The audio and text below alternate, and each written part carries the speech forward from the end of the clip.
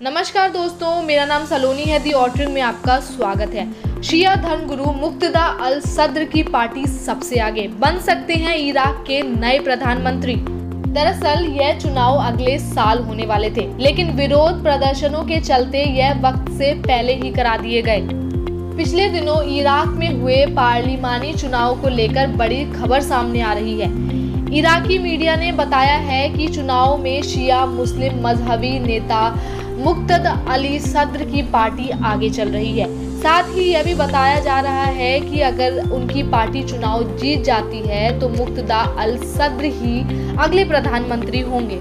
एक खबर के मुताबिक मुक्तदा अल सद्र की पार्टी 73 सीटों के साथ आगे चल रही है और वहीं दूसरे नंबर पर 38 सीटों के साथ मोहम्मद अल हलबोसी की पार्टी चल रही है। इसके अलावा तीसरे नंबर पर 47 सीटों के साथ स्टेट ऑफ लॉ गठबंधन है। देश में कुल 329 संसदीय सीटें हैं। बता दें कि इराक में कुल 329 पार्लियामेंट की सीटें हैं, जिसमें कुल 3449 उम्मीदवार चुनाव लड़ रहे हैं। असल यह चुनाव अगले साल होने वाले थे, लेकिन विरोध प्रदर्शनों के चलते यह तय वक्त से पहले करा दिए गए।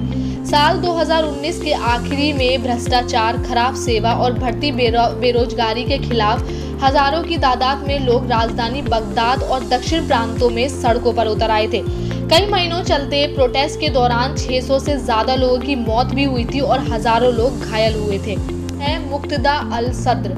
47 वर्षीय मुक्तदा अल सद्र वह मशहूर सदर परिवार से ताल्लुक रखते हैं। उनके पिता का नाम मोहम्मद सादिक अल सदर है, जो एक इराकी धार्मिक नेता और सन्यासी नेता रहे, जो सद्दाम हुसैन के खिलाफ भी खड़े रहे थे।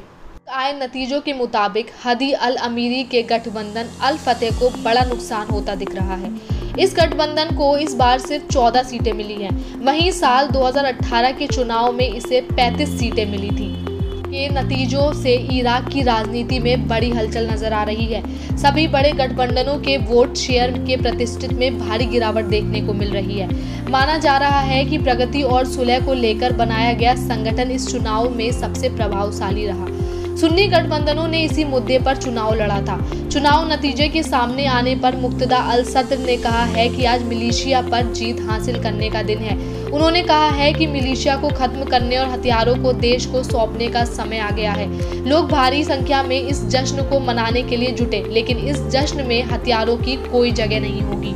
रुझाव बताते हैं कि जो उम्मीदवार साल 2019 में सुधारों के पक्ष में किए गए प्रदर्शनों से उभर कर सामने आ रहे हैं, उन्हें जीत या बढ़त मिली है। मुक्तदा अल सद्र लोकप्रियता और सत्ता में दमखम करने वाले धार्मिक नेता रहे हैं। अमेरिकी हमले के बाद उन्हें इराक की सत्ता में किंग मेकर माना जा रहा है।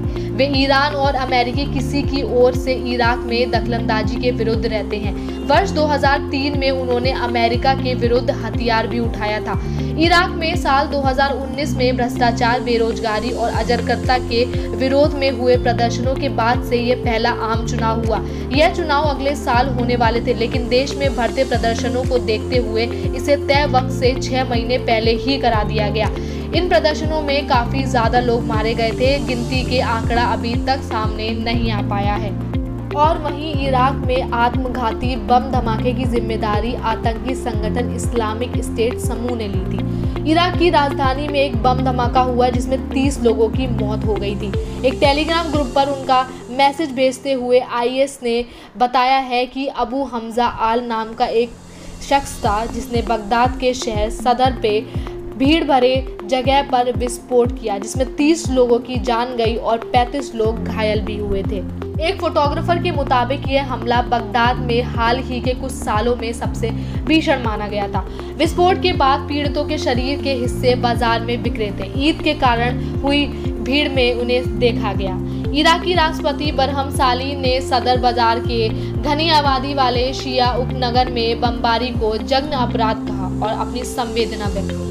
मेडिकल सूत्रों के मुताबिक मरने वाले में से 8 महिलाएं और 7 बच्चे शामिल थे। बताया जा रहा है कि मरने वालों की संख्या 28 से 30 के बीच थी। विस्फोट के बाद सोशल मीडिया पर साझा किए गए वीडियो फोटोज में खून से लथपथ पीड़ितें और लोग दहशत से चिल्लाते दिख रहे थे। धमाका इतना ज्यादा जोरदार हुआ कि बाजार की कुछ दुकानों की छत भी फट गई थी। कुछ पत्रकारों ने जानकारी दी थी कि पानी की बोतलों से भरे रेफ्रिजरेटर खून से लथपथ थे और फल के साथ साथ जूते जमीन पर बिखरे हुए थे। तो आज के लिए बस इतना ही। अगर आपको वीडियो पसंद आया हो तो लाइक करें और शेयर करें, और अधिक जानकारी से जुड़ने के लिए दी ऑर्डरिंग को सब्सक्राइब करना ना भूलें। बहुत बहुत धन्यवाद आपका।